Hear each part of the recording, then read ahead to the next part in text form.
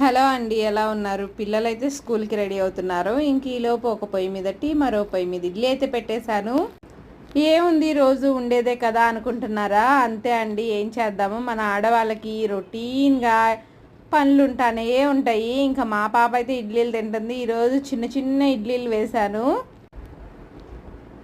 టమాటా చట్నీ చేయకపోతే అస్సలు కుదరదు అన్నారు. అందుకని వేరుశనగపప్పు టమాటా చట్నీ అయితే చేశాను. ఇంక మావాడైతే రెడీ అయిపోయాడు, తినేసి స్కూల్కి అయితే వెళ్ళిపోవాలి.